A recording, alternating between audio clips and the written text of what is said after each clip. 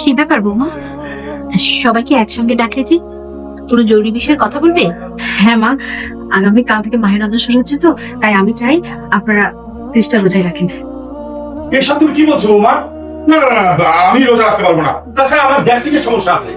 আমি সারাদিন বিজনেসের কাজ নিয়ে ব্যস্ত থাকি, আমি এত কাজ করে কোনোভাবেই রোজা রাখতে পারবো না। মানে আমিও না রোজা রাখতে পারবো না, আমার না খুব ক্ষুধা লাগে, আমি না ক্ষুধা সহ্যই করতে পারি না। রোজা থাকতে হবে, কারণ একজন মুসলমানের জন্য রোজা ফরজ। আল্লাহ তাআলা বলেছেন মানুষের অন্য সব আমল তার নিজের জন্য, আর একমাত্র রোজা আমার জন্য। রমজান মাসে একটি রোজা করলে 70টা রোজা রাখার সওয়াব পাওয়া যায়। রোজার মাসে জাহান্নামের সব দরজা আল্লাহ তাআলা বন্ধ করে দেন এবং জান্নাতের সব দরজা খুলে দেন। রমজান মাসে রহমত, বরকত, মাগফিরাত ও আল্লাহ তাআলার নৈকট্য লাভের আশায় আমাদের সবার উচিত রমজান মাসে 30টা দিনে রোজা রাখা। দেখো বৌমা, এত বেশি কথা বলো না তো। তোমার রোজা রাখতে মন চাই তুমি রাখো, আমি পারবো না, আমার কষ্ট হয়, আমি না খেয়ে থাকতে পারি না।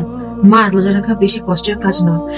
একটাবার চিন্তা করে দেখুন, দুনিয়াটা 2 দিনের, আমরা সবাই মরে যাব।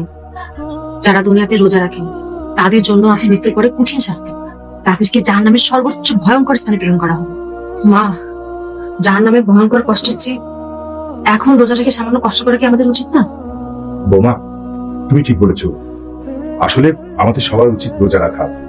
তাছাড়া আমাদের বয়স হয়েছে, এখন যদি নামাজ না করি, রোজা না রাখি, তাহলে সেটা কবে রাখবো বলো? আচ্ছা বৌমা, আমি তোমাকে কথা দিচ্ছি, আমি রমজানের 30টা রোজাই রাখবো।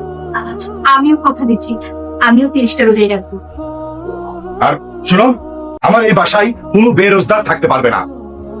বোমা, তুমি কাল থেকে দিনের বেলা সমস্ত রান্না বান্না পানাহার সব বন্ধ করে দিবে। আপনারা কেউ ভয় পাবেন না, রোজা রাখার মধ্যে কোনো কষ্ট নেই। রমজান মাস হচ্ছে রহমত, মাগফিরাত এবং নাজাতের মাস। আপনারা রোজা থাকলে আপনাদের উপর আল্লাহর রহমত এবং বরকত নাজিল হবে, এবং রোজা রাখার মধ্যে যে কত আনন্দ, এটা আপনারা রোজা রাখলেই বুঝতে পারবেন। কি সবাই রোজা রাখবেন তো?